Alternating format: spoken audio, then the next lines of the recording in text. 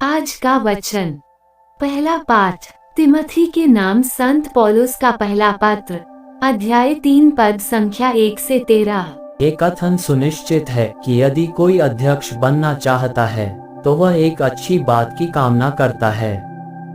अध्यक्ष को चाहिए कि वह अनिंद्य, एक पत्नी व्रत, संयमी, समझदार, भद्र, अतिथि प्रेमी और कुशल शिक्षक हो।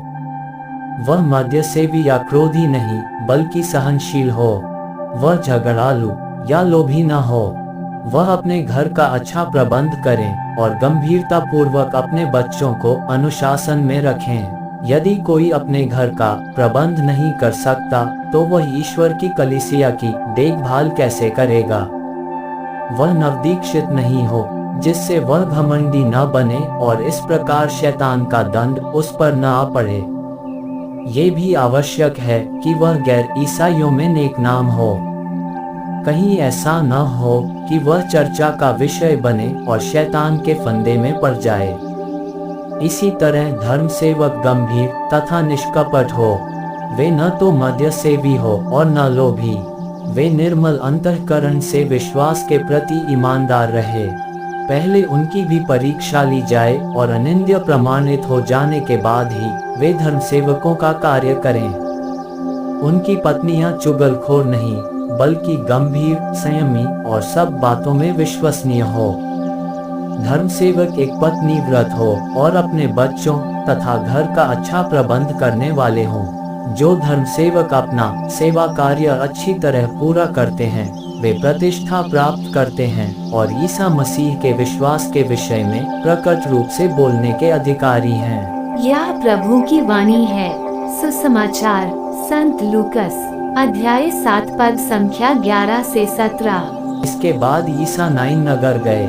उनके साथ उनके शिष्य और एक विशाल जनसमूह भी चल रहा था।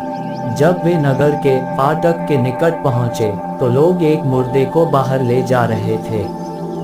वह अपनी मां का इकलौता बेटा था और वह विधवा थी।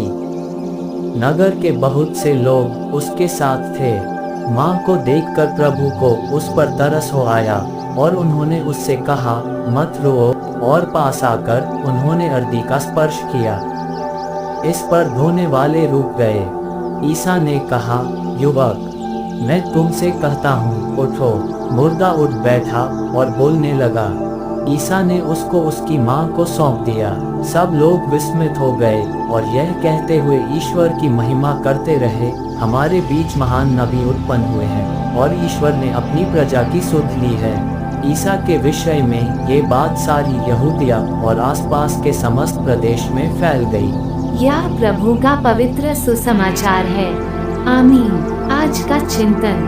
संत अगुस्तीन कहते हैं, जब तक कोई व्यक्ति गिरजाघर की चारदीवारी में है तब तक पुनरुत्थान की आशा उसमें व्याप्त है। आज के पाठ लोगों के जीवन में कलीसिया और इसके सदस्यों की अहम भूमिका के बारे बतलाते हैं। जिस प्रकार हम सभी बपतिस्मा के द्वारा एक बनकर ख्रीस्त की जिम्मेदारियों के सहभागी होते हैं, उसी प्रकार ख्रीस्त जो कलीसिया के शीर्ष है अपनी प्रजा को दुख में अकेला नहीं छोड़ते हैं।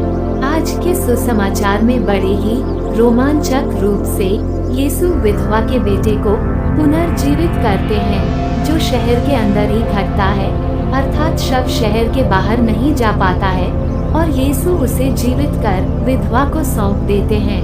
इसमें अवश्य ही प्रभु यीशु की महत्वपूर्ण पहल थी, पर साथ ही साथ अन्य उपस्थित लोगों की सहभागिता भी थी। प्रभु के मिशन कार्यों में इस तरह सबों की सहभागिता निहित है जो लोगों को उनकी मुक्ति के लिए प्रेरित करती है। आमीन।